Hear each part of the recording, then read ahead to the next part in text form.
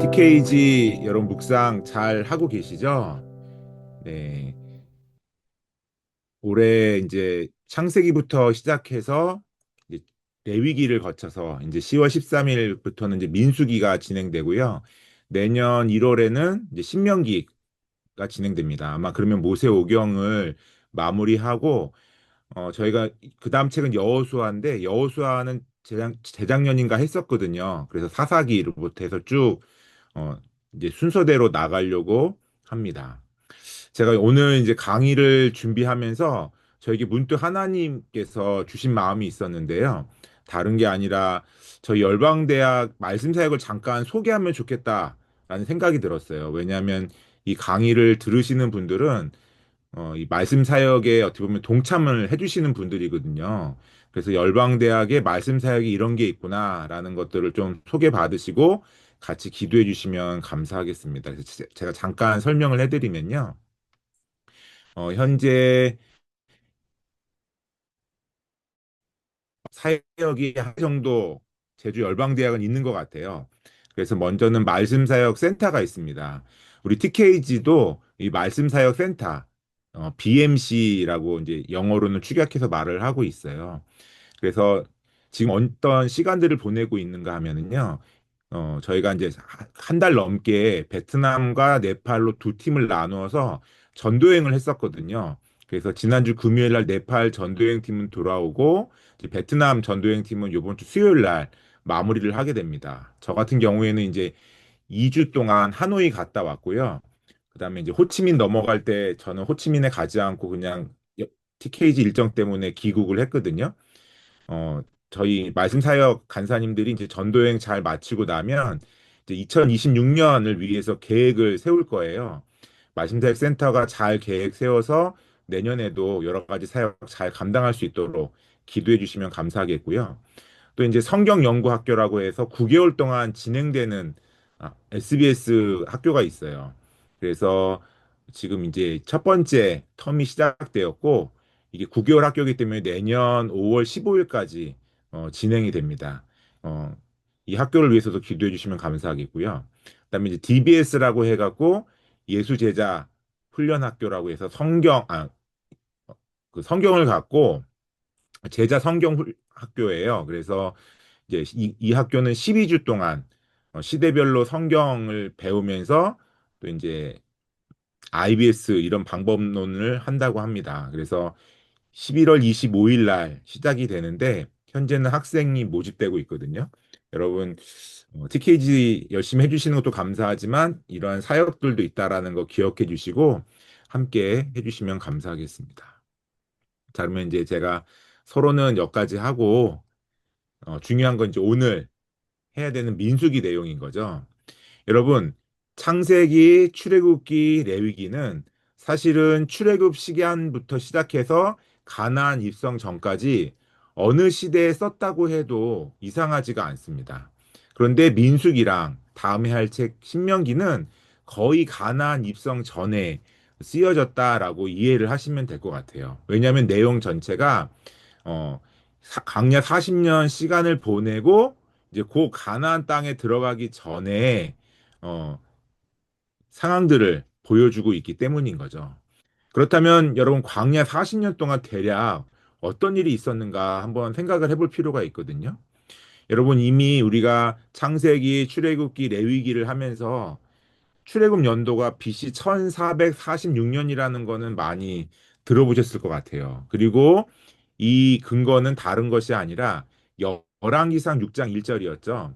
솔로몬이 왕이 되고서 4년째 되는 해가 어, 바로 출애굽 480년 전이거든요. 그래서 이제 그때를 기점으로 해서 연도가 BC 1446년이 나오는 거예요. 그리고 나면 출애굽기에 보면 이제 아말렉과의 전투가 있었고 그리고 나서 이제 시내산에 도착해서 금송아지 사건이 출애굽기에 보면 있습니다.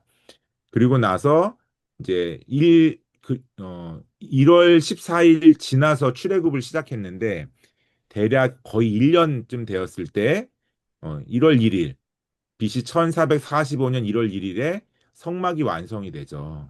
예. 그리고 나서 이제 출애굽이 시내산에서 멈춰져서 한 11개월 동안 훈련을 시간을 보내는 것이 민수기 이제 10장까지 나와 있는 내용입니다. 그러고 나서 광야 정탐을 갔는데 이 사람들이 가나안 땅에 있는 사람들이 너무 커요라고 불평하면서 그 땅에 못 들어가는 이야기가 나오잖아요. 그러면서 이제 광야 40년의 시간이 흐르는 거죠. 그리고 이 시간 동안에는 무슨 일이 있었는가? 그거는 이제 민수기의 내용을 통해서 좀 이따 확인해 볼 거고요. BC 1406년에 가나안 땅에 들어간다면 바로 그 전해인 1407년 11월에 이때가 민수기와 이제 신명기가 이쯤에 쓰여졌을 거다라고 보시면 돼요. 이렇게 본다면 민수기랑 신명기는 어떤 책인 것 같아요? 예. 바로 광야 40년을 지내고 이제 세대가 바뀌었어요.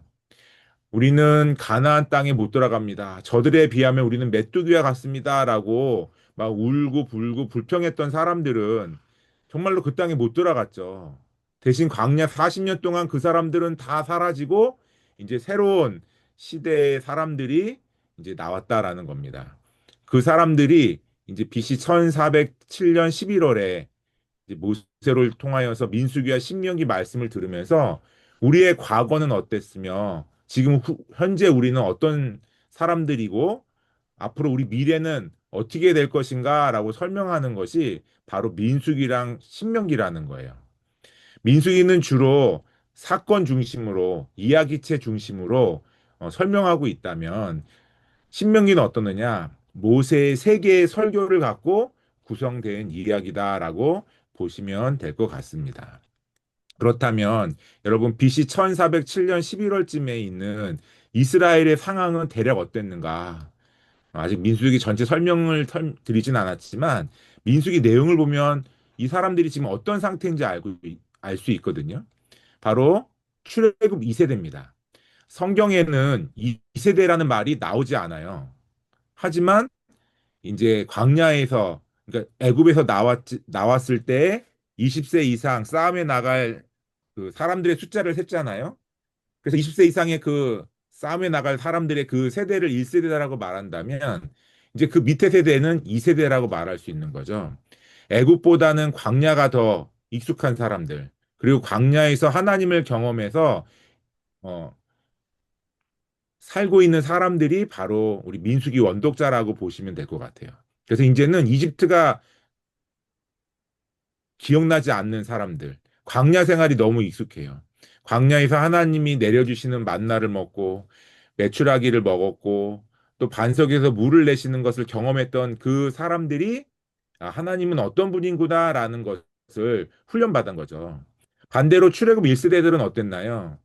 하나님을 알긴 알았지만 그 알미라는 건 경험적인 알보다는 이제 주로 이제 들었던 그런 이야기들일 거 아니에요. 왜냐하면 그 애굽에서 이집트에서 상당히 오랜 기간 동안에 노예 생활을 했던 그런 사람들이었기 때문에 하나님의 백성으로 하나님을 경험하는 것이 너무나 적어서 바로 하나님의 징계를 받았고 가나안 땅에 들어갈 수 없었다라는 거죠.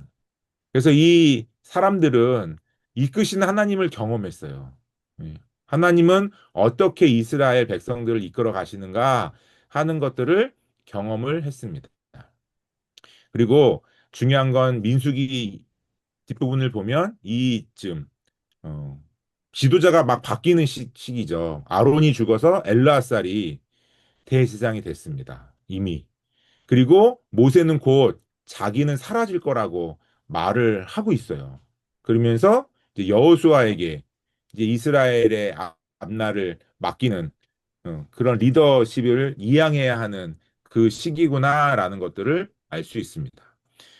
여러분, 여러 가지 변화가 있는 시기예요. 그런데 이 시기에 커다란 숙제가 있어요. 이제 몇 달만 지나면 가나안 땅에 들어가야 되거든요. 이들에게 숙제가 있었으니 바로 가나안 정복이라는 큰 숙제가 있었다라는 겁니다. 여러분, 이 사람들의 마음속에 바로 모세는 민수기랑 신명기를 넣어주는 거죠. 민수기를 통해서는 우리의 40년은 어땠는가? 우리가 불순종했을 때는 우리가 징계를 받고 하나님 앞에 벌을 받아서 가나안에 들어갈 수 없지만 현재 우리는 많은 것이 바뀌었다라는 것들을 보여주고 이끄셨던 하나님의 그 이끄심 따라서 가면은 우리는 가나안을 정복할 수 있어, 가나안을 얻을 수 있어라고 알게 되는 시점에 그 사람들이구나라는 것들을 볼 수 있습니다. 그러니까 그 사람들에게 우리는 가나안 땅에 어떻게 들어갈 수 있는지를 알려주는 책, 이 민수기라고 보시면 될 것 같습니다. 그러면 여러분 민수기는 책 제목 자체에 책의 특징이 나와 있죠. 그런데 이 민수기라는 책은 사실은 헬라어 구약 성경에서 왔어요. 히브리어 구약 성경, 어떻게 보면 구약의 원전이라고 할 수 있는 그 책에는요, 민수기의 제목이 베미드바르입니다. 뭐라고요? 베미드바르. 사실은 각 책의 첫 번째 구절 안에서 그 책의 이름을 따오거든요. 그런데 민수기는 그러지 않아요. 베미드바르라는 이름을 붙여놨습니다. 유대인들이. 그러면 베미드바르는 과연 무엇이냐라는 건데요. 제가 이제 화면에 써놨죠. 배는요, 전치사예요. 그래서 모모 안에서 모모에라는 뜻을 갖고 있습니다. 요거죠. 배 미드바르에서 배는. 그리고 미드바르는 바로 광야 사막들이라는 그런 의미예요. 그렇다면 여러분, 민수기의 히브리어 성경 제목은 뭐냐면 배 미드바르. 우리나라 말로 바꾸면 광야에서, 광야 가운데서라고 말할 수 있을 것 같아요. 예. 그러니까 여러분, 민수기는 철저하게 광야와 연결이 돼 있어요. 근데 어떻게 보면은 민수기에서는 숫자를 센다는 의미잖아요. 근데 그 숫자를 센다는 의미보다는 광야가 더 맞는 것 같기도 해요. 왜냐하면 민수기의 전반적인 내용이 바로 광야에서 진행되는 이야기거든요. 여러분, 광야 하면 우리가 떠오르는 이미지가 있는데 사막이에요, 사막. 그런데 여러분, 광야랑 사막은 좀 다릅니다. 정확하게 말하면. 사막은 이게 모래고 식물이 자랄 수 없는 환경이거든요. 근데 광야는 그렇지 않아요. 광야는 가끔 풀도 납니다. 비가 내리면. 그러니까 하나님이 어떻게 그 땅에 하시느냐에 따라서 그 땅이 달라지는 것이거든요. 그러니까 전적으로 하나님이 어떻게 하시는지를 경험할 수밖에 없는 그러한 땅이다라는 거예요. 그렇다면 여러분, 미드바르라는 게 되게 중요하잖아요. 광야. 사실은요, 광야하면 떠오르는 인물들이 많아요. 다윗도 왕이 되기 전에는 어땠습니까? 어, 사울한테, 그러니까 원래는 그 광야에서 이 남유다 그 유다 광야에서 양을 치던 사람이었죠. 다윗은. 그러다가 사무엘의 기름 부음을 받고 왕이 될 거라고 말씀을 들었어요.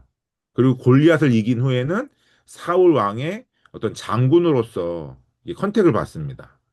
그런데 여러분 이 다윗이 왕이 되기까지 사울의 막 쫓김을 받잖아요. 여러분 다윗이 왕이 되기까지 훈련의 장소는 어디였느냐? 바로 광야였죠, 광야. 예. 그리고 예수님도 공생의 3년을 시작하기 전에 광야에서 40일 동안 금식하시잖아요. 그러니까 광야는 사실은 성경 자체에서 훈련의 장소입니다. 훈련의 장소. 그렇다면 여러분, 이 광야라는 단어가 미드바르거든요. 미드바르. 근데 이 미드바르라는 단어를 한번 나눠볼 필요가 있는데요. 이 미드바르는 히브리어 동사 다바르에서 나왔고요. 이 히브리어 동사 다바르는 무슨 뜻이냐면 말하다, 선포하다, 대화하다. 바로 말씀이란 뜻과도 연결되어 있어요. 예. 여러분 어떻습니까? 예. 바로 이 다바르는 다른 것이 아니라 바로 하나님의 말씀이란 뜻이 있어요. 그러니까 단순한 황량한 땅이 아니라 하나님을 만나는 장소입니다. 그래서 성경에 많은 사람들은 어디를 가요? 광야를 가는 거죠. 예. 그러니까 이스라엘 백성들이 여러분 1세대가 못 들어간 이유는 뭐예요? 믿음이 없었기 때문이죠. 믿음이 없었기 때문에. 하지만 광야에서 하나님의 말씀을 들으면서 훈련받았던 2세대는 가나안 땅에 들어갈 준비가 되어 있다라고 말하고 있어요, 민수기는. 그러니까 우리 인생에도 사실은 미드바르 같은 그런 시간이 있습니다. 미드바르 같은 시간. 그런데 그 미드바르의 의미는 뭐 어떤 거예요? 바로 하나님, 다바르, 말씀이 있는 거죠. 그 만약에 내가 지금 막 내 삶이 너무 광야 같아라고 생각하신다면 우리가 구할 것은 뭐예요? 바로 다바르, 하나님의 말씀이 필요하다라는 것들. 그리고 여러분 그 훈련을 통해서 약속에 들어갈 수 있다, 비전 안에 들어갈 수 있다라는 것들을 여러분 잘 기억하시면 좋을 것 같습니다.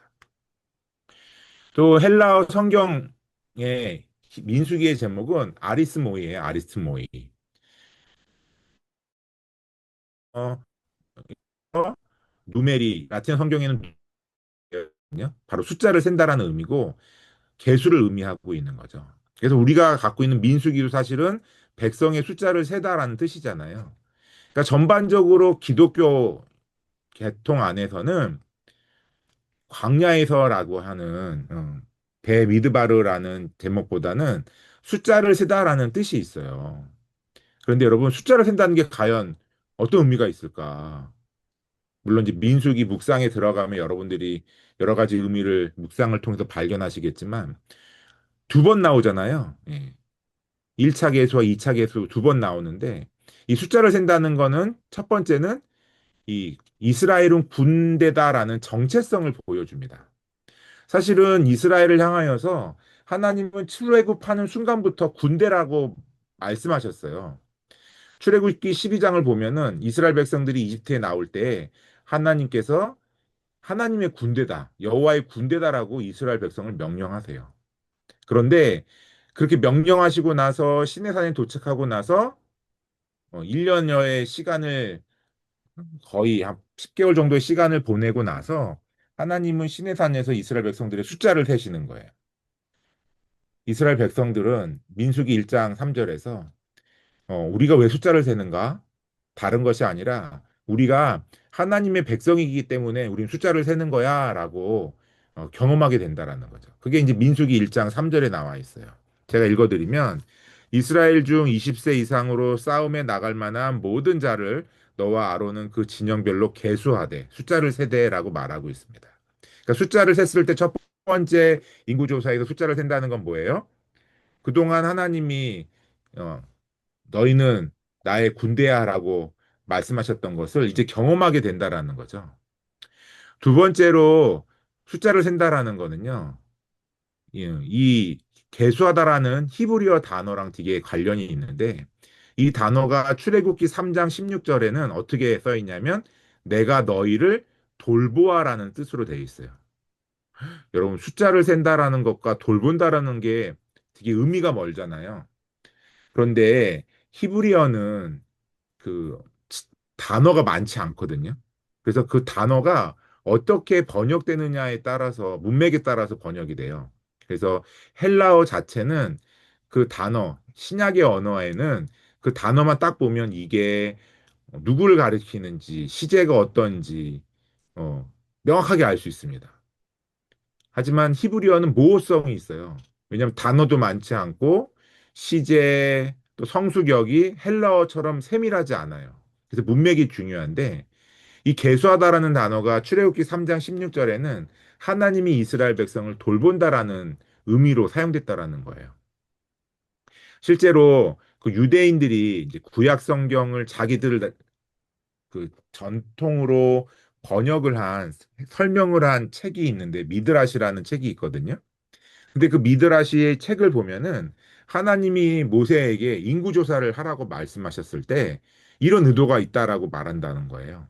뭐냐면 온 세계에 내 백성들이 얼마나 귀한지 또 내가 이스라엘을 얼마나 사랑하는지 알게 하고 싶어라는 의도로 모세에게 숫자를 세라고 했다라는 거예요. 군대 의미도 있지만.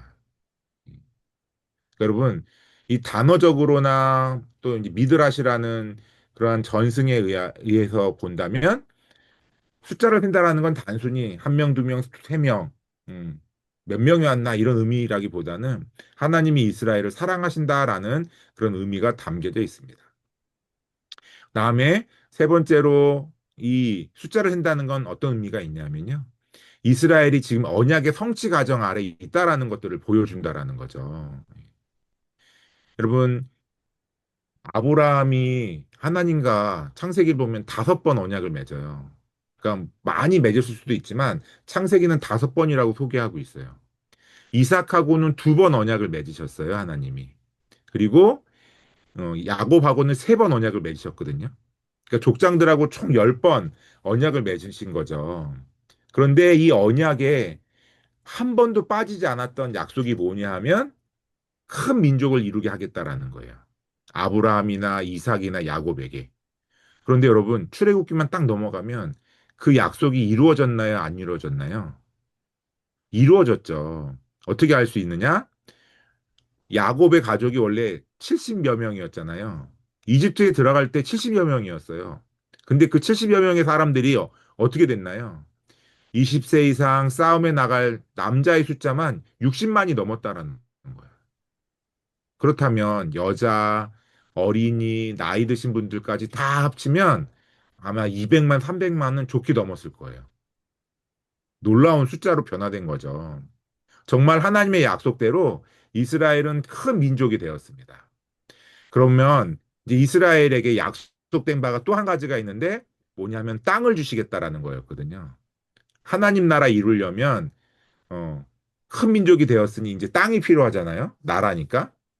그 하나님 나라를 이루기 위해서 땅이 필요한데 아브라함과 이삭과 야곱에게 7번, 총 7번 약속하셨거든요. 여러분 지금 이 7번 약속하신 땅을 찾아서 지금 가나안으로 향하고 있는 이 사람들에게 어때요? 하나님은 말씀하시는 거예요. 야, 10번이나 약속했던 민족은 이루어졌지 않느냐. 그렇다면 7번 약속했던 땅은 당연히 주는 거지라는 의도가 여기에 담겨져 있다라는 거예요. 실제로 민수기 1장에서 숫자를 세고 나면 이제 곧 가나안 땅에 들어가야 될 이 사람들이 민수기 26장에 보면 또 2번째 인구 조사를 해요. 그래서 첫 번째 인구 조사랑 2번째 인구 조사랑 얼마나 차이가 있는지를 보여주거든요. 그런데 첫 번째 인구 조사했을 때 하나님은 야, 이 사람들 전쟁에 나갈 사람들이야 하고 숫자를 셌다면 이제는 그 숫자에 맞춰 땅을 주시겠다라고 약속하고 계세요. 그러니까 2번째 인구조사의 목적은 사실은 땅을 나누어 주는 목적이 있습니다. 이렇게 본다면 어때요? 여러분, 이 숫자를 센다는 건 단순히 몇 명인가만 세는 것이 아니라 우리가 하나님의 약속의 성취 아래 지금 우리가 가고 있구나라는 것들을 알 수 있다라는 거죠. 이렇게 본다면 여러분 민수기에 숫자 세는 거 얼마나 지루한지 모르겠어요. 지금 이제 민수기 글을 12월까지 다 썼어요, 여러분. 근데 요번에 글을 쓰고 또 이제 그 묵상 읽기 좋으라고 이제 네모난 카드로 만들고 할 때 와, 일장은 정말 묵상하기도 어려웠고 이 카드로 만들기도 분량이 많으니까 어렵더라고요.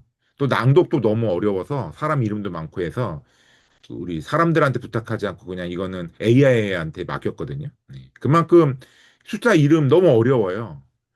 여러분 이걸 묵상한다는 게 무슨 의미가 있을까요?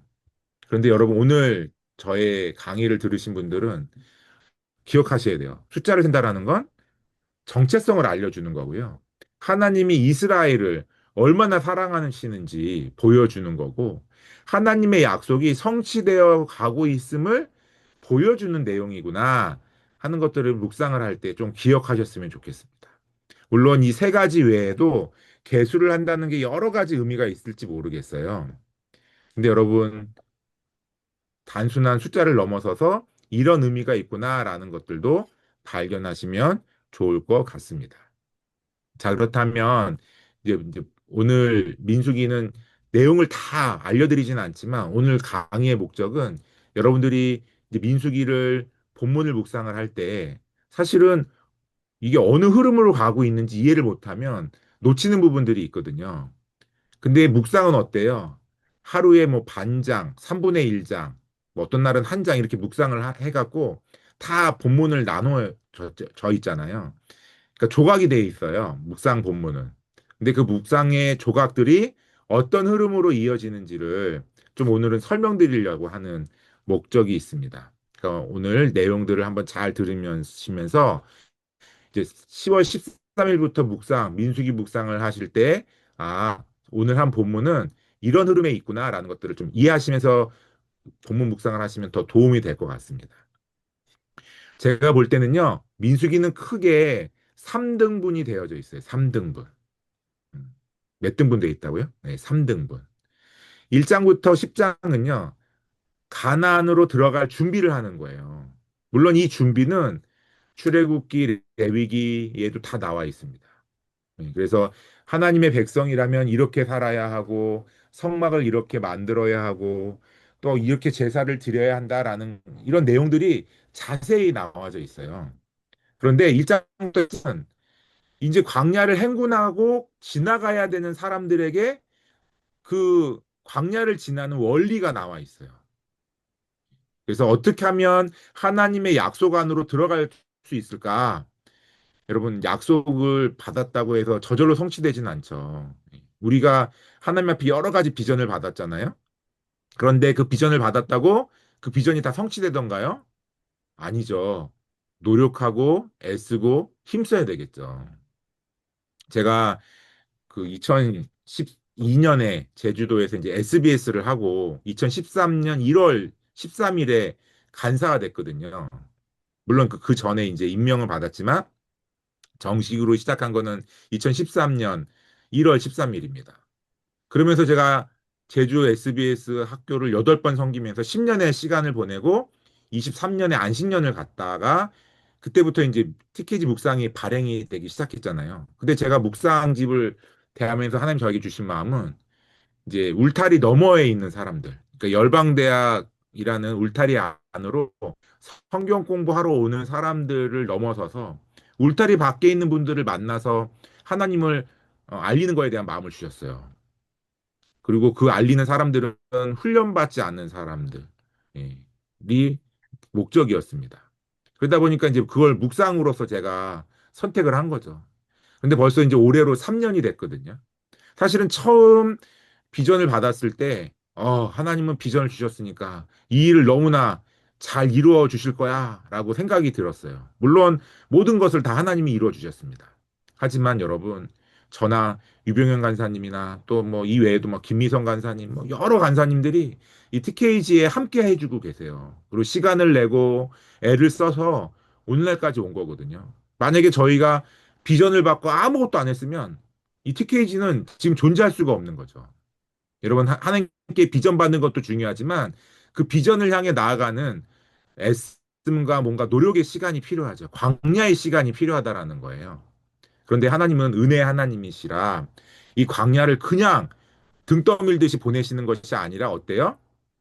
예, 준비시켜서 훈련시키셔서 보내신다라는 것들을 여러분 기억하셨으면 좋겠어요. 그래서 1장부터 10장을 잘 묵상하면 여러분들이 받은 비전을 향해 나아갈 때 어떤 준비를 해야 되는지 이런 것들을 발견할 수 있거든요. 그러니까 제가 오늘 그런 거에 대해서 어떤 내용들인지 그리고 어떤 훈련인지 잠깐 설명을 드리려고 해요. 그런데 여러분 이제 11장부터 25장을 딱 넘어가면 특히 이제 11장부터 16장이 절정이거든요. 믿음이 계속 떨어지는 거예요. 예. 광야가 통과하기가 쉬운가? 절대 그렇지 않죠. 광야는 통과하기 어려운 그런 장소입니다. 제가 2007년에 첫 번째 성지순례를 갔거든요. 그때는 이제 교회 부목사로 사역을 하고 있었을 때인데 그때 이제 저희 가이드 해주시는 분이 이집트 쪽에 가이드 해주시는 분이 그런 얘기를 해주셔요. 제가 처음 성지순례 가이드를 했을 때 사람들한테 이 정말 성경을 체험해 해드리고 싶은 마음이 있어서 좀 광야를 거둘까요? 라고 제안했다라는 거예요. 그리고 사람들은 아, 좋습니다라고 다 동의를 한 거죠. 왜냐하면 되게 성경을 볼 때 낭만적이잖아요. 그래서 차를 내려서 이 광야를 걷는데 후회했다라는 거예요. 아, 내가 너무 의욕이 앞섰구나. 왜냐하면 나이들도 있고 하시니까 막 때 앞에 다들 불평하고 어렵다고 얘기를 하셨다라는 거예요. 근데 버스가 이미 많이 가버려서 막 사람들의 불평을 뒤로 하고 광야를 걸었다라는 얘기를 들은 적이 있거든요. 그 얘기를 들으면서 아, 광야는 5분만 걸어도 불평이 나오는구나 라는 생각을 했어요. 하물며 이스라엘 백성들이 이 하루 이틀이어야죠. 그렇죠? 아무리 훈련 받았어도 실제로 강야를 걸으니까 11장, 12장의 세 가지 유형의 불순종의 모습이 막 드러나고요. 그다음에 13, 14장, 16장에 정말 하나님 앞에 크게 혼나는 장면들이 나오고 있습니다. 그러니까 믿음이 막 떨어지는 거죠. 그러니까 저는 11장부터 16장까지 읽으면서 정말 우리가 비전을 향해 나아가지만 어려움을 만나면 우리의 믿음은 떨어지는구나 하는 걸 알게 됐어요. 하지만 하나님은 이 믿음이 떨어졌다고 해서 이스라엘 사람들 자기 백성들을 버리시는 것이 아니라 17장부터 회복시키시는 모습이 나와 있고 실제로 그 발락이 이스라엘 향하여서 막 발람이 축복을 하는 장면을 보면 이스라엘은 그 누구도 건드릴 수 없는 강한 사람들이 됐구나라는 것들을 볼 수 있습니다. 그러니까 믿음이 없는 사람들도 하나님이 회복시키시는구나 하는 것들이 11장부터 25장에 나와 있습니다. 그리고 나면 26장에 다시 한번 인구 조사를 하면서 이제 가나안 땅에 들어갈 준비를 하는 장면이죠. 바로 이때가 아마 그 모압 평지에 있었을 그 순간들인데 하나님은 이제 가나안에 들어갈 준비가 다 됐어. 믿음으로 취하면 돼라고 말하시는구나라는 것들을 볼 수가 있습니다. 그러니까 저는 이렇게 크게 세 등분으로 민수기를 봐요. 그런데 사람들에 따라서는 다르게 볼 수도 있거든요. 그러니까 여러분들이 읽으시면서 다른 분들의 의견을 좀 들어보셔도 좋을 것 같습니다. 자, 여러분 이제 1장부터 10장까지의 흐름을 한번 설명을 해드릴게요. 여기 보면 이제 제가 A, B, C, D 뭐 이렇게 나눌 거거든요. 의도가 있어요. 이게 마지막에 이제 조합을 이루는데요. 먼저 A, 행진을 위해서 준비합니다. 1장부터 4장의 내용이에요. 예. 사실 민수기 중에서 26장과 더불어서 제일 읽기가 어렵습니다. 왜냐하면 계속 숫자를 세고 뭔가 역할을 얘기할 때 막 사람들 이름 막 나와서 눈에 들어오지 않거든요. 근데 여러분 묵상하실 때 이 단락을 읽으시면서 광야를 질서 있게 지나가야 되거든요. 예. 그렇다면 이 질서는 과연 무엇이냐? 음. 어떤 카리스마 넘치는 지도자가 막 이끌어가는 그런 질서인가? 그렇지 않거든요. 하나님이 원하시는 질서가 있습니다. 먼저는 하나님은요, 이 비전을 향해 나아갈 때 공동체가 준비되기를 원하시는 거예요. 여러분, 비전이 있으신 분들은요, 함께 그 비전을 성취할 팀을 만드셔야 됩니다. 그게 성경적이에요. 여러분, 바울도 팀입니다. 우리가 바울 하면 전도 훌륭한 선교사 그런 개념이 있잖아요. 네. 근데 바울이 혼자가 아니었어요. 바울에게는 무수한 사람들이 함께 했습니다. 제가 SBS 이제 할 때 디도서 강의를 듣다가 깨달은 게 있어요. 디도서 끝부분에 그런 내용이 있어요. 예. 디도서 끝부분에 아, 그 디도가 매우 지쳐 있는 상태거든요. 그래서 디도에게 편지를 보낸 게 디도서잖아요. 그랬을 때 바울이 너 와라. 아볼로를 보내겠다라는 표현이 나와요. 저는 그걸 막 읽으면서 마음에 묵상이 됐어요. 아, 바울은 팀이구나. 그래서 사람들을 어디에 보내고 그 사람이 지쳤을 때 이 교체해 줄 수 있는 멤버들이 있는 좋은 팀이었구나. 나는 바울같이 훌륭한 말씀을 전하는 사람도 돼야 되겠지만 바울 팀처럼 어떤 좋은 팀의 좋은 멤버가 돼야지라고 제가 느꼈어요. 제가 그게 간사 1년 차 때 느낀 거였거든요. 예. 그러니까 여러분 비전이 있으면 조직돼야 돼요. 함께 할 사람들이 갖춰져야 합니다. 그게 이제 1장의 내용인 거죠. 그래서 이렇게 싸움에 나갈 함께 할 사람들이 남자만 20세 이상 남자만 60만 명인 거예요. 그래서 그걸 조직하는 겁니다. 예. 그러니까 함께 할 사람들을 어떠한 사람들인지 파악하고 조직하는 일이 필요하죠. 비전을 향해 나아갈 때. 그다음에 보면 이 60만 명 이상, 200만 명, 300만 명 되는 숫자가 막 가는 게 아니죠. 예. 멈췄을 때는 어떤 모습으로 멈춰 있는지, 행진할 때는 어떻게 행진해야 되는지가 2장에 나와 있어요. 예. 이런 멈췄을 때는요, 하나님의 성막을 중심으로 레위인과 모세와 아론이 있고, 그 다음에 이제 12지파가 이렇게 조직이 되어 있고요. 행진할 때는 하나님의 언약궤를 따라가면서 이 이스라엘 12지파와 레위 지파가 적절히 섞여서 따라갑니다. 여러분, 비전을 향해 나아갈 때 멈추는 거는 어떻게 멈춰야 되느냐? 원리가 다른 것이 아니라 하나님의 임재 가운데 하나님 중심으로 정렬되어 있어야 돼요. 그리고 행진할 때는 하나님이 가자는 곳으로 따라가야 한다는 겁니다. 그러니까 갈 때는 하나님 따라서, 멈췄을 때는 하나님의 임재를 중심으로 질서 있게 있어야 하는구나 하는 것들을 이 장에서 보여주는 거죠. 그리고 나면 3장과 4장은 이 행진을 할 때 영적인 역할, 이스라엘들을 군사적으로 보호해주는 군대도 필요하지만 영적으로 보호해주고 함께해주는 레위인들이 필요한 거죠. 바로 3장, 4장은 그들의 모습을 보여주고 있습니다. 그래서 1장부터 4장은 비전을 향해 나갈 때 그냥 나가는 게 아니라 어떤 원리로 나가야 할 것인가. 예. 저는 개인적으로 1장부터 4장을 읽으면서 정말 팀을 이루어야 되겠구나. 예. 함께할 팀이 필요하다. 그리고 멈췄을 땐 하나님 중심으로 정비하고 정말 나아갈 때는 하나님만 따라가야 되겠구나 하는 것들을 저는 1장부터 4장에서 많이 묵상을 하게 됩니다. 또 여러분들도 아마 나름 여러 가지로 묵상을 하실 것 같아요. 네, 1장부터 4장은 또 다른 다양한 묵상들이 나올 것 같은데 여러분들이 많이 묵상해 주시면 감사하겠습니다. 다음에 이제 B는 5장인데요. 5장은 전혀 다른 세 가지 이야기가 나와 있거든요. 첫 번째로는 부정한 사람 진영 밖으로 밖에 있게 해라. 두 번째로는 속건제에 대한 이야기예요. 속건제. 손에 끼친 사람에게 어떻게 배상할지.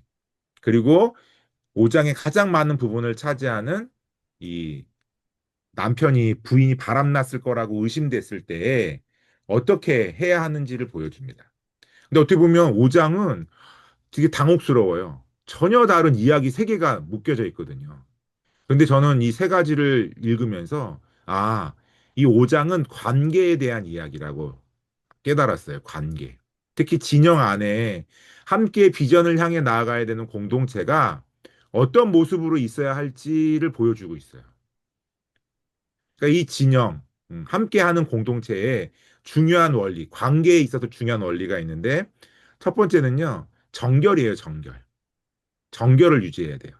왜냐하면 여러분, 원래 나쁜 거는 금방 퍼지고 좋은 거는 훈련을 많이 해야지만 겨우 전달이 되거든요.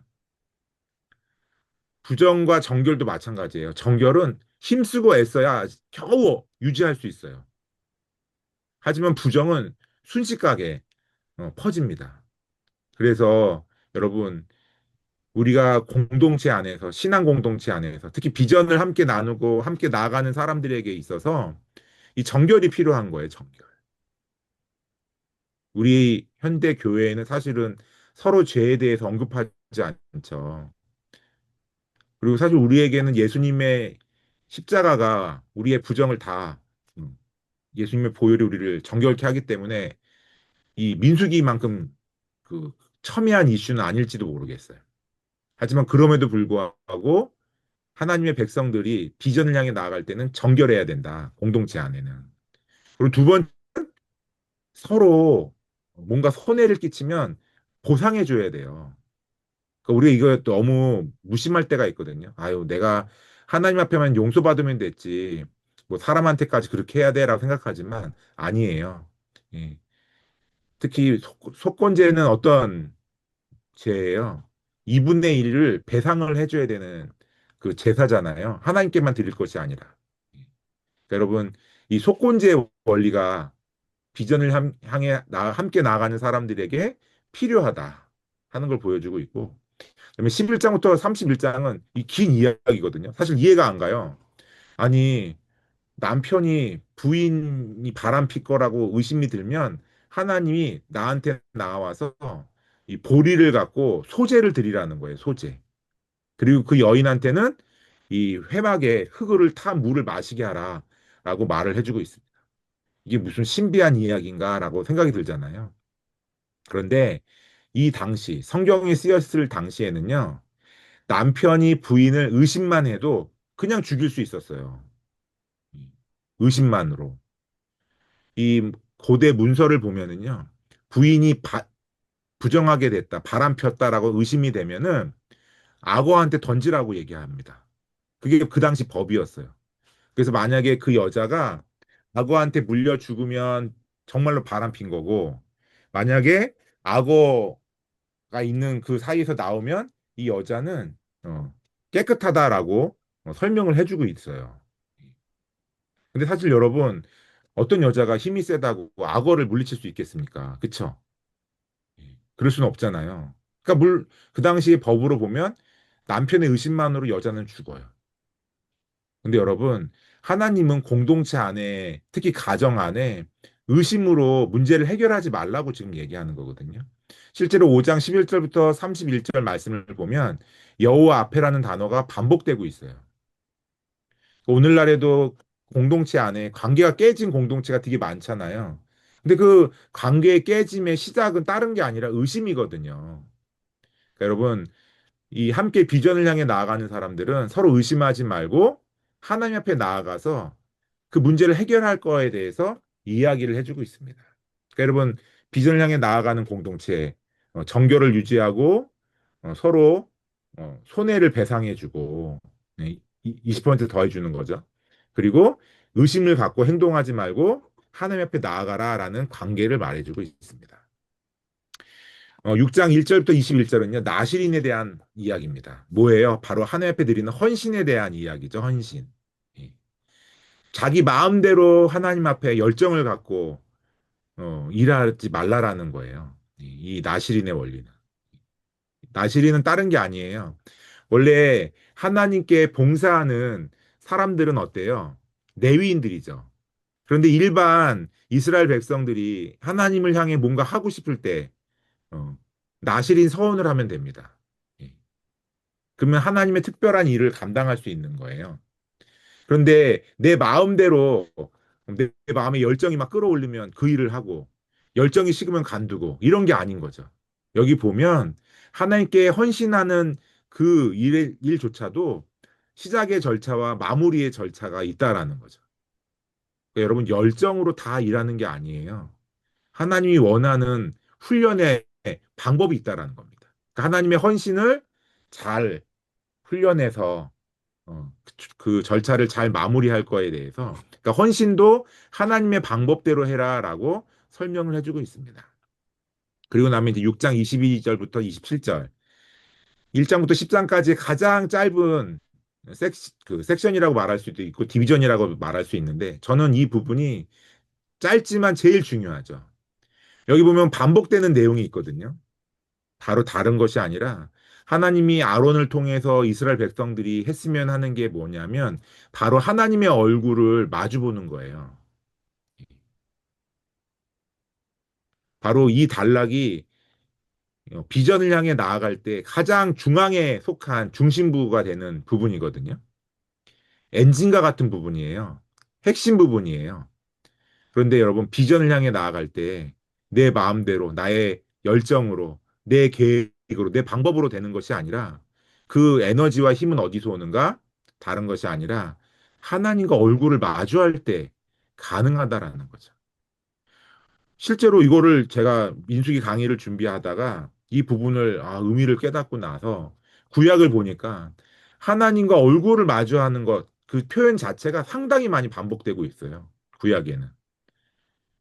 근데 그 여러분, 그 얼굴을 마주하는 게 축복의 시간이 될 때도 있고 저주의 시간이 될 수도 있습니다. 축복은 언제일까요? 말 잘 들을 때. 예를 들면 내가 학생이라고 생각을 해보면은 뭐 내가 숙제를 다 한다든지 아니면 뭔가 선생님한테 칭찬받을 일을 하면 선생님을 만나는 일이 너무 기쁨이 되겠죠. 그런데 막 요즘은 뭐 방학 때도 숙제가 많지는 않던데 방학 숙제를 안 했을 때 선생님 얼굴을 대하기가 얼마나 두려울지 모르겠어요. 그렇죠? 마찬가지예요. 하나님과의 관계를 얘기하는 거죠. 여러분, 가장 우리에게 힘을 주는 광야를 통과할 수 있는 에너지는 어디서 오는가요? 다른 것이 아니라 하나님의 얼굴을 마주했을 때 그 오는 평안함. 그것이 복이 되는가? 그 힘이 바로 우리를 광야를 잘 통과하게 하는 힘이 되는구나라는 것들을 볼 수 있습니다. 여러분, 이 하나님의 얼굴을 구하는 우리가 될 필요가 있는 거죠. 그러니까 매일매일 아침에 일어날 때 하나님의 얼굴을 구하고 하나님과 함께 할 수 있는 것이 바로 이 광야를 지날 수 있는 힘이 된다 하는 것들을 여기서 보여줍니다. 그러고 나면 이제 대칭을 이루거든요. 시가 다시 한번 나와요. 7장, 8장은요. 이 지파 리더들, 제가 지파라고만 썼는데 지파의 리더와 레위인들이 하나님 앞에 어떻게 드려지는지라는 거예요. 7장은 상당히 길어요. 이 12명의 지파가 드리는 지파의 족장 12명이 무슨 제물을 드리는지 설명하고 있어요. 그리고 그 제물이 어떻게 쓰이는지 설명하고 있거든요. 이걸 왜 이렇게 길게 설명하지? 라는 생각이 들어요. 그런데 우리가 잘 기억해야 될 것은 그 출애굽기 때 보면은 하나님이 이스라엘 백성들한테 이제 성막을 지을 테니까 물건을 가져오라라고 얘기하잖아요. 그때 여러분 물건이 모자랐나요? 넘쳐났나요? 넘쳐났어요. 남았어요. 예. 그게 놀라운 거죠. 그래서 이 중간에서 역할을 하는 리더들이 하나님 앞에 봉헌을 못 드렸다 그래요. 이것도 이제 미드라시에 나온 내용이에요. 성경에는 나와 있지 않거든요. 미드라시에 나와 있는데 그래서 하나님 앞에 우리도 뭔가 헌물을 드려야 되지 않겠느냐. 회막이 완성이 됐는데 우리는 아무것도 이 회막이 지어졌을 때 드리지 못했어라고 생각을 해서 이 12명의 족장의 리더들이 우리도 하나님 앞에 헌물을 드릴 테야라고 말하는 게 이제 이 7장의 시작이라고 얘기합니다. 그래서 이 사람들이 동일하게 드려져서 그 동일한 헌물이 어떻게 쓰여졌느냐. 이미 성막은 다 완성됐잖아요. 그래서 이 성막을 섬기는 레위인들이 이 성물을 옮길 때 사용하도록 그것이 드려졌다 하는 내용이 담겨져 있습니다. 그리고 이제 8장은 레위인들을 정결하게 해서 그들이 하나님 앞에 봉사할 수 있도록 그 일들을 설명해 주고 있어요. 그래서 7장과 8장은 사실은 이스라엘 안에서 정치적인 리더들과 종교적인 리더들이 하나님 앞에 헌신하는 내용입니다. 그 헌신의 원리가 담겨져 있어요. 그래서 7장의 이제 지파 리더들 얘기와 그다음에 8장의 레위인들 얘기 사이에 성막에 등불이 켜졌다라는 얘기가 나오고 있거든요. 이것도 사실은 좀 특이하죠. 그런데 여러분, 이 성막에 등불이 켜졌다라는 의미는 다른 것이 아니라 성막이 하나님의 은혜 가운데 잘 운영되고 있음을 보여주는 그런 말씀이 되는 거죠. 그러니까 여러분, 이 종교적인 리더와 그 정치적인 리더들이 서로 힘을 합쳤을 때 하나님의 임재가 있는 성막이 불이 밝혀졌구나 하는 것들을 보여주고 있습니다. 그러니까 여러분, 헌신은 나만 좋으면 되는 게 아니에요. 어때요? 서로 합력해야 되는 거죠. 그렇죠? 서로 합력해서 정말 하나님의 성막에 불이 밝혀질 수 있도록 그 역할을 감당해야 합니다. 그다음에 우리 아까 5장에서는 어떤 관계를 얘기했냐면 이 비전을 향해 나아갈 때 우리 광야를 함께 지나가는 그 사람들의 관계를 얘기했잖아요. 이 공동체의 관계. 그래서 정결을 유지해야 하고, 그렇죠? 그리고 뭔가 손해를 끼치면 배상을 해줘야 되고, 그리고 무엇보다 의심으로 서로 의심하지 말고 하나님 앞에 나와야 한다라는 원리를 줬어요. 이 그 광야를 함께 지나가는 이 공동체의 사람들에게 주는 내용이었습니다. 그렇다면 이 9장 1절부터 14절은 하나님과의 관계를 보여주고 있거든요. 특별히 어떤 하나님이냐? 구원의 하나님입니다. 왜 이렇게 얘기를 하냐면요. 바로 이 단락은 6월절에 대한 이야기예요. 여러분 레위기에서 또 출애굽기에서 우리가 절기 여러 가지를 봤거든요. 여러분 무수한 절기 가운데 하나님은 유독 6월절을 다시 한번 언급하십니다. 특이하죠. 물론 곧 이제 신의 산을 떠나야 될 시즌에 6월절이 중요한 절기가 되기 때문에 그렇게 얘기하실 수도 있지만 6월절을 강조하고 계세요. 그런데 그 강조가 얼마나 특이하냐면요. 만약에 내가 6월절을 못 지키면 내년에 드려라 이런 게 아니라 한 달 동안 정결하게 한 다음에 반드시 지켜야 돼라고 말하고 있어요. 이 단락에서 보면. 6월절은 반드시 지켜야 되겠다. 다른 절기는 한 달 있다 꼭 지켜 이런 게 없거든요. 만약에 못 지키게 되면. 그런데 여행을 떠났던지 아니면 부정하게 돼서 6월절을 못 지킨 사람들은 한 달 후에 정결의 시간을 갖고 꼭 지켜야 돼라고 얘기하고 있어요. 여러분 6월절이 어떤 절기인가요? 이집트에서 구원받은 절기잖아요. 어? 이집트 바로의 노예가 아니라 그 하나님 백성으로 변화되는 순간이에요. 여러분 그렇게 됐을 때 여러분 6월절의 의미는 다른 것이 아니라 무엇이에요? 바로 하나님의 백성으로 구원받았다라는 것을 잃어버리지 말라라고 얘기하는 거죠. 여러분 우리가 비전을 향해 나아갈 때 우리는 반드시 하나님과 좋은 관계여야 돼요. 근데 어떤 하나님? 물론 하나님이 많다는 의미가 아니라 어떤 면의 하나님이냐면 바로 우리를 구원하신 하나님. 여러분 광야를 지나다 보면 얼마나 어려운 일이 많습니까? 그렇죠? 순간순간 뜨거운 햇빛과 여러 가지 고행으로 사람들이 막 불평하고 원망하거든요. 민수기 11장만 딱 넘어가면 그 일이 벌어집니다. 그런데 그럴 때마다 기억해야 될 것은 이 어려운 가운데 하나님은 우리를 구원하시는 분이다. 이집트에서 우리에게 했던 일들을 기억하는 거죠. 여러분, 우리도 마찬가지거든요. 오늘날을 살아가는 우리들도 구원의 하나님을 항상 기억하면서 살아가는 것이 필요합니다. 우리를 이끄시고 우리를 보호해 주시는 그 하나님. 음. 그 하나님과 함께하는 그것이 바로 광야를 잘 지나갈 수 있습니다. 그리고 나면 이제 9장 15절부터 10장 36절에 구름 기둥과 불 기둥을 따라서 또 나팔 소리를 따라서 광야 행진이 시작됩니다. 그러니까 하나님 명령하신 대로 진짜 출발하거든요. 예. 그렇게 본다면 여러분 1장부터 10장은 제가 아까도 말씀드렸지만 어떤 장이라 그랬어요? 어, 약속의 땅 가나안으로 향하는 그런데 중간에 있는 광야를 어떻게 지날 것인가 하는 것을 보여주는 장이라고 말씀드렸죠. 근데 여러분 광야는 어떻게 지나가야 되는가? 거기에 필요한 것은 무엇인가 하는 것들이 1장부터 10장에 나와 있습니다. 여러분 팀이 필요해요. 그렇죠? 팀이 필요하고 그 팀이 하나님 중심으로 머물고 하나님 따라서 갈 수 있는 그런 훈련과 조직된 팀이어야 합니다. 또 이 광야를 함께 가는 사람들은 정결해야 하고 또 서로 배상을 해줘야 됩니다. 손에 끼치면. 그리고 중요한 건 의심으로 해서는 안 되고 하나님 앞에 나오는 그런 자세가 필요하다라는 거예요.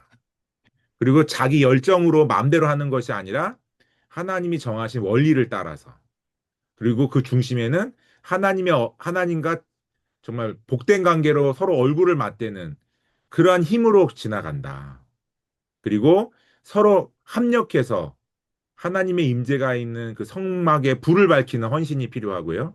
구원의 하나님과 좋은 관계를 맺고 하나님 따라서 가는 그런 원리가 필요하다. 1장부터 10장을 많이 묵상하시면서 내가 광야에 있다라고 생각되시는 분들은 다시 한번 비전을 붙잡으시고 그 비전을 향해 나아갈 때 나에게 필요한 것이 무엇인가? 1장부터 10장까지를 통해서 발견을 하시면 좋을 것 같습니다. 자, 그렇다면 이제 11장부터 25장은 어떤 흐름으로 가느냐? 11장, 12장은요, 바로 궤도 이탈을 보여줍니다. 크게 세 가지 영역에서 이 사람들이 하나님 앞에 불평해요. 분량은 조금씩 다르지만 11장 1절부터 3절은 길이 어렵다라고 불평해요. 이건 뭐예요? 하나님의 인도하심에 대해서 불평하는 거예요. 이 다베랴 사건, 진영 끝을 하나님이 막 불사르시는 그 사건이 나와 있습니다. 그러고 나면 이제 11장 4절부터는요, 만나에 대한 불평이에요. 여러분, 만나가 무슨 뜻이에요? 야, 이게 뭐냐? 이런 뜻이에요, 만나는. 근데 여러분, 처음 출애굽기에서 만나의 그 뉘앙스는 야, 이거 신기해. 하나님이 우리에게 먹으라고 주신 이거 너무 신기한 거야. 좋은 의미였거든요. 근데 나중에 만나는 어떤 거예요? 야, 이게 뭐야? 맨날 이거 먹고 우리가 어떻게 힘을 써? 라고 불평하는 거죠. 그래서 막 원망하니까 하나님이 이 메추라기를 보내시는 사건이 나와 있죠. 그러면서 이거 탐욕이야라고 말을 하거든요. 하시거든요. 예. 그러니까 하나님의 공급하심에 대해서 불평하는 사건이 나옵니다. 물론 이제 이 사건 안에는 모세 혼자 감당할 수 없기 때문에 70인의 장로를 세우는 그 사건이 예, 나오고 있습니다. 그리고 여러분 이 70인의 장로는요. 이스라엘 역사에서 되게 중요한 기준이 돼요. 여러분 그 뭐냐 그 이스라엘이 우리로 치면 이제 국회가 있고 우리나라로 치면 지방의회가 있잖아요. 예. 그런데 이제 신약을 보면 사내들인 공의회가 있죠. 보면 여기가 다른 게 아니라 그 70명의 그 리더들이 각 지역마다 있는 거예요. 그러니까 이 이스라엘 사람들은 70명 정도의 숫자를 통해서 그 성경 시대를 보면은 어떤 그 문제들을 해결해 나가는 일들을 했거든요. 근데 그 기준점이 바로 이 민수기에 나와 있는 거죠. 예. 여기서 중요한 건 아무튼 이 공급하심에 대해서 불평하시는 게 나와 있습니다. 또 12장으로 넘어가면 우리가 너무나 잘 아는 미리암과 아론의 반역이 나오죠. 근데 여러분 미리암이 문둥병에 걸리잖아요. 예. 근데 제가 잠깐 스포를 하면 제가 오늘 이 민수기 12장을 그 읽는 묵상을 낭독을 했거든요. 근데 거기 내용을 보면 이 불평을 하다라는 이 말하다라는 이 동사가 히브리어로 보면 3인칭 여성이래요. 그러니까 실제적으로는 불평을 누가 했는가? 그러니까 미리암이 아론한테 막 불평한 거예요. 그리고 하나님은 이 미리암에게 문둥병을 내리시죠. 미리암과 아론이 불평했을 때 원인 제공 어떻게 보면 모세가 했거든요. 모세가 어떻게 구스 여인을 아내로 취한 거예요. 그리고 미리암과 아론은 모세의 누나와 형이잖아요. 어떻게 보면 말할 수 있는 거 아닌가. 그런데 이거는 가족의 문제를 넘어서서 모세의 권위에 대해서 불평을 하는 그 사건입니다. 그러니까 보면 11장, 12장을 통해서 제가 이 문맥상 깨달은 거는요. 아무리 많이 훈련받아도 믿음이 떨어져요. 어려움을 만나면. 그런데 믿음이 주로 왜 떨어지느냐? 하나님의 인도하심에 대해서, 하나님의 공급하심에 대해서, 그리고 하나님이 세우신 권위를 인정하지 않을 때 믿음이 떨어지는 거죠. 오늘날에도 저는 이 세 가지는 우리 신앙인들한테 계속적으로 드러난다고 생각하거든요. 하나님의 인도와 공급하심과 권위에 대해서 불평하면 믿음이 떨어진다. 11장, 12장을 보면 알 수 있습니다. 그리고 나면 13장, 14장은 가나안 정탐을 실패합니다. 광야 40년을 보낼 수밖에 없는 그 시작을 보여주는 사건인 거죠. 예. 신명기랑 민수기랑 잘 비교를 해보면은요. 민수기는 모세가 정탐 갔다 와 이렇게 얘기를 하거든요. 그런데 신명기를 잘 보면 이스라엘 백성들이 모세한테 정탐을 요청했대요. 우리가 거기를 좀 봐야 되겠습니다. 그래서 그래 정탐하고 와라고 어, 얘기를 하더라고요. 그러니까 신명기랑 민수기랑 신명기가 더 많은 이야기를 하고 있죠. 그러니까 이 사람들은 궁금한 거예요. 과연 우리가 들어갈 가나안 땅은 어떤 땅인가? 마치 이사 가기 전에 집을 우리가 봐야 되잖아요. 그러니까 약간 그런 기분이었을까? 이런 생각이 들었어요. 그런데 그래서 각 지파마다 한 명씩 뽑잖아요. 그래서 12명을 뽑습니다. 근데 이 12명이 정말 40일의 정탐을 마치고 돌아와서 보고했을 때 동일하게 얘기하는 건 뭐예요? 야, 그 땅 너무 좋더라. 정말 막 포도를 막 메고 가는 거예요. 그러니까 얼마나 좋은 땅인지 설명을 해주고 있는 거죠. 정말 젖과 꿀이 흐르는 땅 맞더라. 여기는 다 12명이 동의를 합니다. 그런데 10명과 2명, 이 2명은 여호수아와 갈렙이죠. 의견이 나누는 부분이 있죠. 뭐예요? 10명은 그 땅 사람들 보니까 우리는 그 땅을 차지할 수가 없어. 그 사람들에 비하면 우리는 메뚜기 같아라고 말하는 걸 볼 수 있죠. 메뚜기 신앙. 근데 갈렙과 여호수아는 아니야.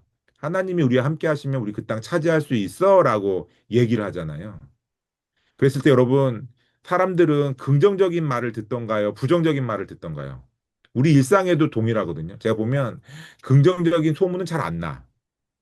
근데 막 부정적인 건 금방 나요. 그래서 막 이 공동체를 무너뜨리는 말들이 너무 많습니다. 그리고 막 모세가 낙담하는 거죠. 하나님은 진노하시고. 그래서 원래 이 사람들 멸망받아야 되는데 모세가 중보기도 해서 겨우 살아남죠. 예. 그런데 이상한 얘기는요. 사실은 제가 빨간색으로 표시한 이 부분. 민수기 14장 39절부터 45절을 보면 하나님이 분명히 너희 못 들어간다. 광야에서 40년 있어야 돼. 라고 말씀하시잖아요. 이 이야기를 듣게 된 원인은 뭐예요? 아, 우리는 가나안 땅 못 들어가요. 믿음 없는 얘기를 했잖아요. 근데 믿음이 없던 사람들이 하나님이 징계하시니까 원래는 그 징계를 받아들여야 되는데 아니, 이제는 또 들어가겠다고 막 싸우러 가겠다라는 거예요. 되게 이 사람들 이해가 안 가죠. 저는 이것도 불순종이라 생각해요. 하나님이 가릴 때 가야 되고요. 말라고 하면은 가지 말아야 되거든요. 그런데 가랄 때는 할 수 있다라고 말씀하실 때는 못한다고 얘기하다가 징계받고 이제 너희 못 돌아가. 너희는 사라지고 새로운 세대가 들어갈 거야. 라고 말할 때는 오히려 간단 말이죠. 그러니까 민수기 13장, 14장은 앞에 11장, 12장보다 더 믿음의 상태가 안 좋아요. 하나님이 징계를 내려도 계속 반역을 꾀하고 있다라고 저는 생각합니다. 그러니까 심판 중에도 불순종하고 있는 거죠. 그러니까 얼마나 이스라엘이 바닥인가 하는 겁니다. 그러니까 13장, 14장의 사실 민수기가에서 왜 이 사람들이 광야에서 40년이나 있어야 되는지라는 걸 보여주는 거죠. 그런데 딱 이렇게 13장, 14장을 지나고 나면 15장 내용은 사실 조금 의아해요. 왜냐하면 이 사람들이 지금 못 들어간다라고 선언을 받았는데 하나님은 민수기 15장에서 아니, 너희는 못 들어가지만 가나안 땅에서 난 너희가 나에게 나를 잘 섬겼으면 좋겠어라고 지금 얘기를 하시는 거죠. 저는 여기에 하나님의 은혜가 있다라고 생각해요. 보면 사람들은 실패하죠. 사람들은 포기합니다. 하나님이 비전을 주셔서 그 비전을 향해 막 나아갈 때, 광야를 지나 나아갈 때 실패합니다. 그러면 사람이 실패하면 하나님도 실패하시는가? 아니라는 거죠. 하나님은 여전히 가나안 땅을 포기하지 않으세요. 놀랍게도 광야 40년 동안 시간을 보낼 거야. 1세대는 사라지고 2세대가 들어갈 거야 라고 말씀하시는 이 시간. 이제 앞으로 광야 40년이 기다리고 있거든요. 실패의 순간이란 말이에요. 어떻게 보면. 그런데 하나님은 그 실패의 순간, 이건 철저히 사람의 실패죠. 그 실패의 순간에도 하나님은 뭐를 놓지 않으세요? 가나안 땅을 포기하지 않으시는 거예요. 저는 그런 의미에서 이 민수기 15장이 되게 중요한 의미가 있어요. 하나님은 끝까지 포기하지 않으신다. 단순히 이 부분은 가나안 땅에서 어떻게 제사를 드릴 거고 소산물을 어떻게 주님께 드릴 거고 거기서 죄를 지으면 어떻게 해야 되고 너희가 이 하나님 말씀을 잘 기억해야 되기 때문에 이 옷단 끝에 술을 달아 이런 얘기를 그냥 막연하게 하시는 것이 아니라 이스라엘 백성들은 이제 1세대는 가나안 땅에 못 들어가지만 하나님은 가나안 땅 포기하지 않으셨어? 라고 15장에서 이야기하시는 거죠. 하나님의 은혜가 15장에 저는 있다라고 생각합니다. 그리고 나면 이 13, 14장과 더불어서 16장도 두 번에 걸쳐서 하나님 앞에 불순종하거든요. 뭐냐면 고라가 당을 지어서 사람들의 반역을 일으키는 거죠. 야, 너희만 하나님과 얘기하느냐? 그러니까 모세와 아론의 건의를 부정하는 거예요. 다시 한번 그 건의에 대해서 불순종하는 겁니다. 그러니까 앞서 13, 14장은 어떻게 보면 인도하심, 봉급하심에 대한 불평이라면 16장은 인도하심에 대한 불평이죠. 그랬을 때 하나님이 이 250명을 땅속으로 삼켜버리는 일이 벌어집니다. 여러분, 그런 일을 보면 하나님의 백성들은 어떤 마음을 가져야 될까요? 반역하는 마음이 있다가도 하나님이 징계하시는 장면을 보면 회개해야 되잖아요. 근데 이스라엘 백성들이 회개하지 않고 오히려 하나님을 막 원망해요. 모세를 원망해요. 야, 너희가 하나님의 백성을 250명이나 죽였어. 라고 막 모세에게 대듭니다. 그랬을 때 전염병이 퍼지는 거죠. 이걸 막는 사람이 누구죠? 아론이 이 향로를 들고 이 전염병을 막습니다. 이 향로는 다름 아닌 기도인 거죠. 코로나 한참일 때 2020년, 21년에 저 민수기 16장에 이 향로를 많이 묵상했어요. 아, 하나님의 어떤 전염병 앞에 이 중간에 설 향로를 들 사람이 필요하는구나. 이 땅을 향하여서 향로를 들 사람이 필요하다. 이 생각 많이 했거든요. 민수기 16장 그걸 보여주는 거죠. 이 지도자의 향로가 필요하다. 바로 기도인 거죠. 여기 보면 하나님의 권위를 인정하지 못해서 두 번이나 불순종하는 사람들의 모습을 보여주고 있습니다. 그러니까 13, 14장과 16장은 아, 이스라엘이 정말 믿음이 바닥까지 떨어졌구나 하는 걸 보여주는 거고요. 13, 14장, 16장 사이에 몇 장이 있을까요? 15장이 있죠. 그리고 그 15장은 뭘 보여줘요? 아, 하나님은 여전히 가나안 땅을 포기하지 않으시는구나 하는 것들을 보여주고 있습니다. 그래서 사실 민수기를 딱 생각할 때 많은 사람들은 징계받은 40년을 생각해요. 근데 저는 그렇게 생각이 들지 않더라고요. 사람은 실패하거든요. 그래서 정말 며칠길이면 갈 일을 40년이 걸려요. 사람이 불순종 때문에. 하지만 하나님은 절대로 비전을 포기한 적이 없어요. 그리고 오히려 이 믿음이 떨어진 이스라엘 백성들을 믿음을 키워가시는 거죠. 그게 이제 17, 18, 19장입니다. 17, 18, 19장. 회복을 향해 나아가는 거예요. 앞서 믿음이 계속 떨어지는 궤도 이탈을 경험했다면 이제 17, 18, 19장은 하나님이 알려주세요. 이 사람들을 향해서. 물론 이제 이 부분은 앞선 16장과 연결이 됩니다. 17장은 뭐죠? 과연 하나님은 어느 사람의 지팡이에 싹이 나게 하시는가? 앞서 16장에 모세와 아론의 권위에 대해서 막 반항을 한 거잖아요. 그런데 하나님이 이 아론의 지팡이에만 싹이 나게 하시죠. 보면은 우리 성경에는 살구 꽃이 피죠. 원래 그 영어 성경이나 보면은 아몬드예요, 아몬드 꽃. 아몬드. 그러니까 이 중국을 거쳐서 우리가 성경이 번역이 돼서 이 아몬드를 살구라고 번역을 하더라고요. 근데 여러분 성경을 읽다 보면 제가 이 살구나무 또 혹은 아몬드를 한 번 더 보거든요. 저는 물론 더 나왔을 수도 있는데 제가 인상 깊게 본 게 어디가 또 있냐면 그 예레미야서 1장에 나와 있어요. 거기 보면 하나님이 예레미야를 임명하시고서 아, 나의 말을 좀 전했으면 좋겠어라고 얘기할 때 그 예레미야가 아, 저는 어린아이와 같아요라고 막 얘기하죠. 어린아이와 같다고. 그때 하나님이 보여주시는 게 이 살구나무 가지를 보여주세요. 근데 이 살구나무 가지가 어떤 의미가 있냐면 내가 지켜보고 있어. 내가 함께하고 있어라는 거예요. 여러분, 아론의 지팡이가 싹이 났는데 거기 살구꽃이잖아요. 뭐예요? 하나님이 지켜보고 있어. 내가 함께하고 있어. 그러니까 많은 사람들이 권위에 도전하지만 하나님이 세우신 사람은 하나님이 지켜보고 계시다 하는 것들을 17장에서 보여주고 있죠. 그리고 나서 하나님은 제사장과 레위인들의 직무와 분깃에 대해서 다시 한번 설명하시죠. 왜냐하면 레위인들이 반역을 일으킨 거잖아요. 고라 일당이. 그래서 그걸 알려주시고 19장은 사실은 광야 40년 동안 이스라엘 백성들이 계속 장례를 치러야 되거든요. 장례를. 제가 옛날에 계산을 한번 해봤어요. 과연 대략 한 38년 동안 예, 예, 300, 대략 이제 그 광야에서 이스라엘 백성들이 죽는 날수가 대략 며칠일까? 저는 한 38년 정도 된다 생각하거든요. 그게 13,870일 정도 돼요. 13,870일. 그런데 여러분 싸움에 나갈 장정만 60만 명이잖아요. 그쵸?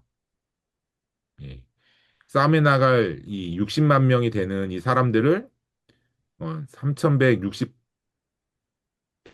정도로 나누면 며칠이 됐냐면 189라는 숫자가 나와요.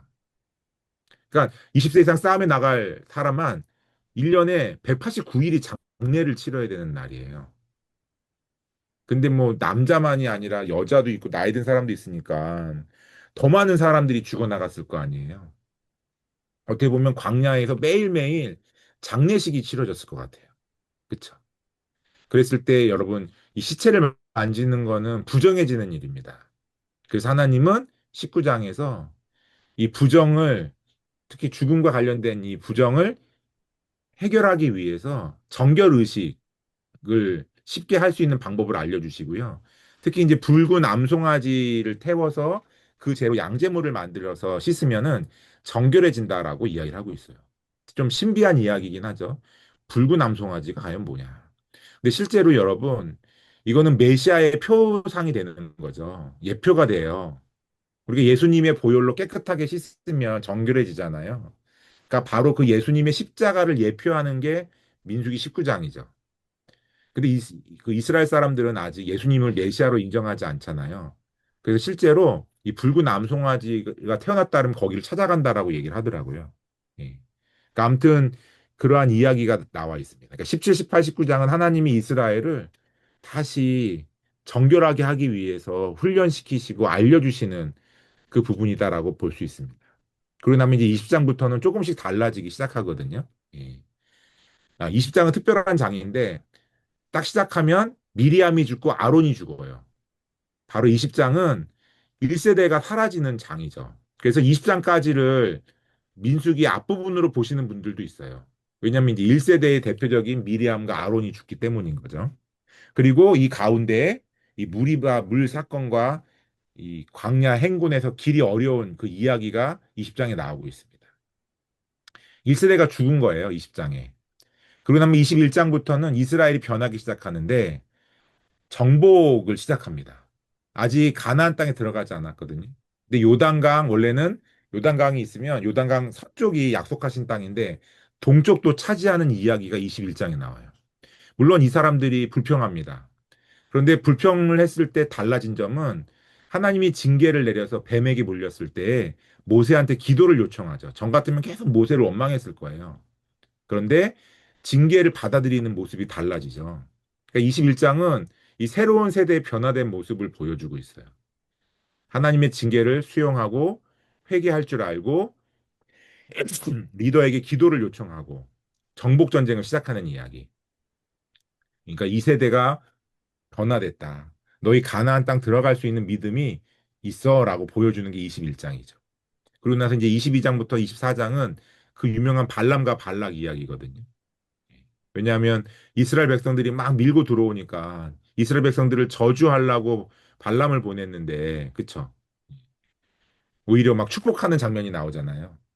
여러분, 이 사건이 무려 세 장에 걸쳐서 나오고 있어요. 여기서 보여주는 건 뭐예요? 아무리 이스라엘을 저주하려고 해도 하나님이 함께 하시면 저주할 수 없는 거예요. 가나안 정복을 앞두고 두려웠을 거 아니에요. 우리가 과연 모세도 없는데 가나안 땅을 차지할 수 있을까? 많은 사람들이 두려워했을 거예요. 그런데 중요한 건 아니야. 하나님이 함께 하시면 너희 할 수 있어. 하나님이 함께 하면 저주도 못한다? 이 이야기를 보여주고 있는 거죠. 예.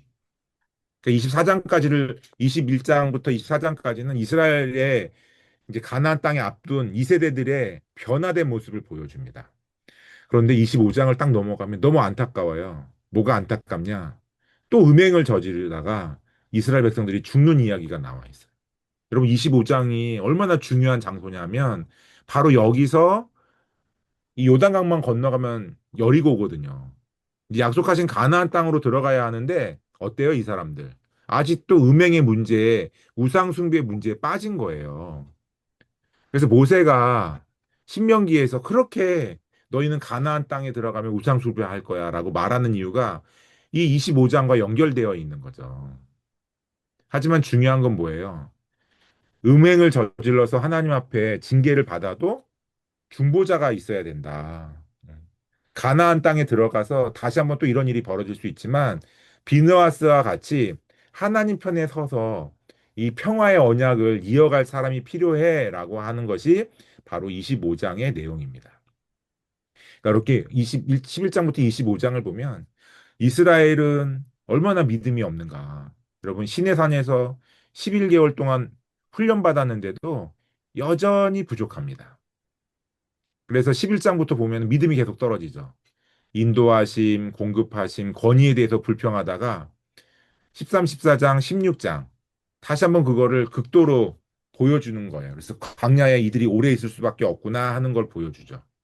하지만 어때요? 하나님은 포기하지 않으시죠? 하나님은 다시 이스라엘을 회복시키셔서 이제 약속의 땅 가나안으로 가도록 인도하셨다라는 겁니다. 자, 여러분 이제 한 십몇 분만 하면 마무리 질 건데요. 좀만 더 참아주세요. 예, 힘드시더라도. 예. 보면 이제 뒷부분이에요. 이 26장부터 36장 어떻게 보면 원독자들에게는 현재 이야기예요. 현재 이야기. 예. 현재 곧 가나안 땅에 들어갈 그 사람들에 대한 이야기입니다. 예. 가서 사실은 이 단락을 보면은요.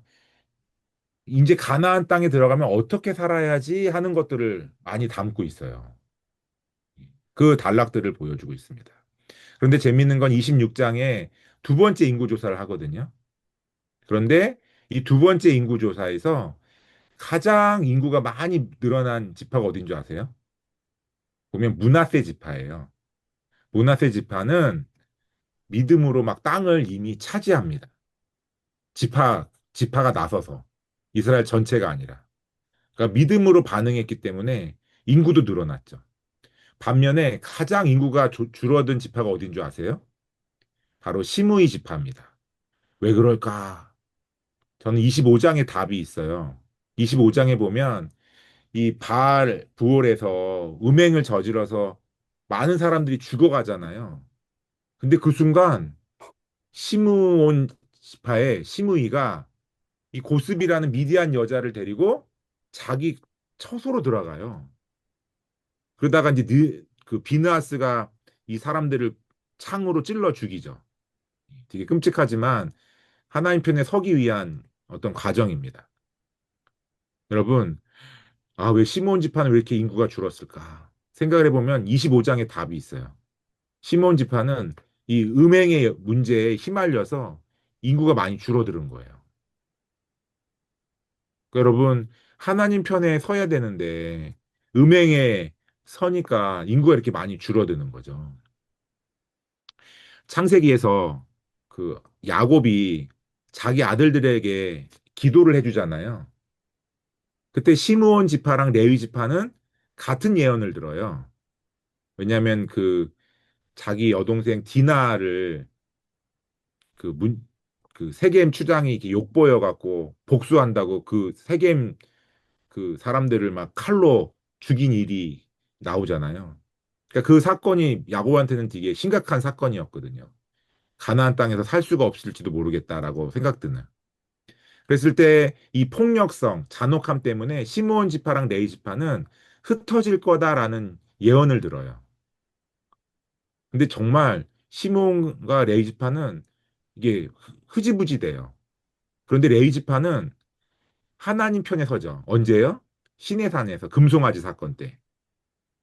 또 시몬 그 레위 지파 안에는 비느하스 같은 사람이 있는 거죠. 하나님 편에 서는 사람들.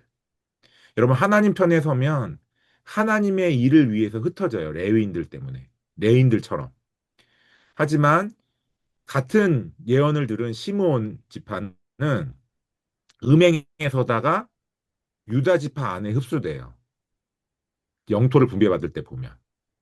이런 걸 보면 같은 말을 들어도 내가 지금 어느 편에 서느냐 이것이 너무 중요한 거죠.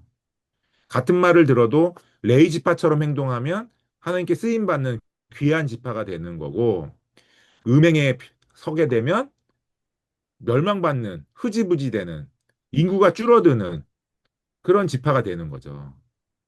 여러분 우리가 믿음에 서야 되겠죠. 그러니까 이 두 번째 인구 조사를 보면은 그 원리를 발견할 수 있습니다. 그리고 중요한 건 두 번째 인구 조사는 땅을 분배하기 위한 인구 조사인 거죠. 그리고 나면 이 뒷부분은 이 슬로브와 딸들이 자기 집안에는 형제가 없이 딸만 있는데 아버지가 죽은 거예요. 그러면 우리 가정은 사라지는 건가요? 라는 질문으로 시작합니다. 그리고 그거에 대한 이야기로 36장이 끝나요. 되게 이상하죠? 이 단락이 왜 이런 이야기로 끝나는가? 여러분, 이 슬로보아스의 딸들은요, 아까도 얘기했지만, 므낫세 지파에 정말 믿음이 있어서 땅을 정복한 사람들의 믿음의 지파예요. 근데 그 믿음의 지파가 아들이 없어서 지금 사라지게 생겼어.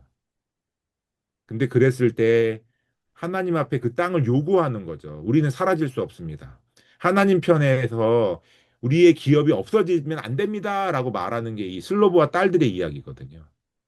여러분, 가나안 땅에 들어가야 될 사람들에게 정말 잘 지켜야 되는 이야기가 뭐냐면 바로 그 땅을 지켜나가는 거죠.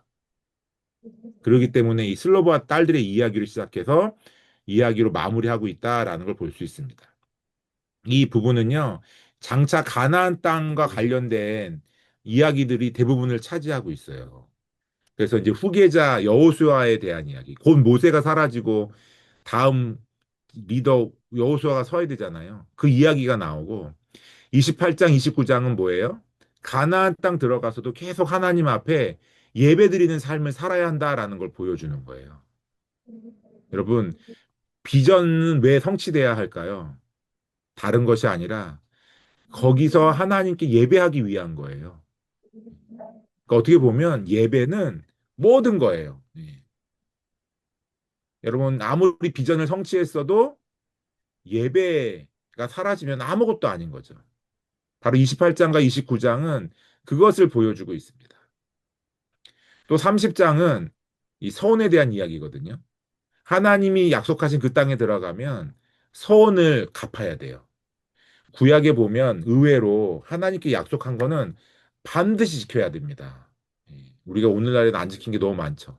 근데 반드시 지켜야 돼요. 구약을 보면.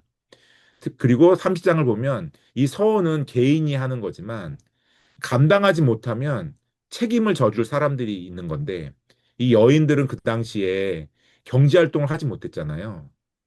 그래서 태어나면 아버지에게 속하고 결혼하면 남편에게 속하고요. 남편이 죽으면 아들에게 속하여.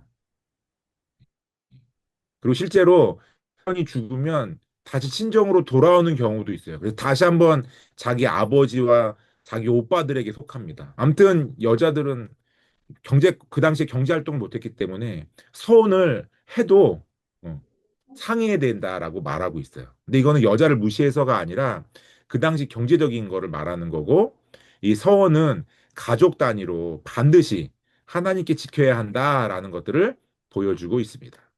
그리고 나면 이제 31장은 이 25장에서 바알부월 사건의 원인을 제공했던 이 발람의 이그 민족인 그 미디안 족속을 정벌하는 이야기가 31장에 나와 있고요. 다음에 이제 32장은 요단강 건너기 전 동쪽에도 원래는 이 12지파가 다 요단강을 건너가서 땅을 나눠야 되잖아요. 그런데 이미 차지한 땅에 이제 각각 루벤과 므낫세 반지파가 왜 차지하게 됐는지 예, 하는 것을 32장에서 보여주고 33장은 지금까지 우리가 어떤 땅을 지나왔는지 그리고 이제 34장은 레위 지파 각 지파가 어떤 땅을 차지할 거고 35장은 레위인들이 어떤 땅을 차지할 건가 하는 것들을 보여주고 있습니다. 그러니까 어떻게 보면 26장부터 36장은 미래 이야기거든요. 아직 땅을 받지 못했어요. 전쟁에 나가서 이겨야 돼. 그런데 여러분 김치국물부터 마신다는 말이 있는데 이 단락은 김치국을 마시고 있는 거죠. 아직 정복해서 전쟁에서 이기지 못했지만 이미 마치 땅을 다 얻은 것처럼 음, 거기서 예배하고 땅을 어떻게 분배하는 이야기, 미래의 이야기가 나와 있습니다. 근데 이렇게 할 수 있는 건 왜냐하면 바로 민수기 원독자들을 향해서 하나님은 내가 너희와 함께 하기 때문에 너희가 그 땅을 차지할 수 있어. 너희는 계속해서 예배를 잊어버리지 말고 나한테 약속하는 거 잊어버리지 말고 나와 함께 하면 그 땅을 차지하고 기업을 얻을 수 있어라고 말해주는 부분이 이 단락이라고 볼 수 있습니다. 자, 이렇게 본다면 민수기는요. 과거, 현재, 미래일 수도 있어요. 그렇죠? 근데 저는 이 단락을 이렇게 해석을 합니다. 1장부터 10장은요, 우리가 비전이라는 거를 하나님께 받았을 때 우리가 뭘 준비해야 될 것이냐 하는 걸 원리를 알려주는 부분이라고 저는 생각해요. 아까도 말했지만 비전은 저절로 이루어지지 않아요. 저절로 성취되지 않아요. 어떻게 성취돼요? 잘 준비해야 한다라는 거예요. 그런데 여러분, 11장부터 25장을 보니까 어때요? 비전 성취를 가로막는 것들이 있어요. 크게 민수기는 하나님의 인도하심, 하나님의 공급하심, 그리고 하나님이 세우신 건의를 적대시하면 믿음이 떨어지는 거예요. 그리고 자칫 거기에 빠지면 하나님의 비전을 성취할 수 없어요. 하지만 하나님은 이렇게 믿음이 없는 우리들도 회복시키신다 하는 것들을 우리가 기억할 필요는 있죠. 그리고 마지막으로 우리는 비전 안에서 뭘 행해야 될지 항상 점검할 필요가 있는 거죠. 예배를 잃어버리면 안 돼요. 그 땅을 사모하는 마음을 잃어버리면 안 돼요. 기업을 잃어버리면 안 돼요. 하나님께 약속한 것을 잃어버리면 안 된다라는 겁니다. 그러니까 여러분, 이 원리를 본다면 저는 민수기는 뭔가 비전을 받은 사람들이 꼭 많이 묵상을 해야 된다고 생각합니다. 민수기를 많이 묵상하셔서 여러분, 10월 13일부터 민수기 묵상이 시작되는데 이 단락들을 묵상하시면서 여러분들 각자에게 주신 그 하나님의 비전을 다 성취하실 수 있는 저와 여러분들이 되셨으면 좋겠습니다. 민수기를 정리하면은요, 40년 광야 생활에서 불순종하는 이스라엘을 하나님께서 신실하게 이끄셨다라는 것들을 보여주는 책입니다.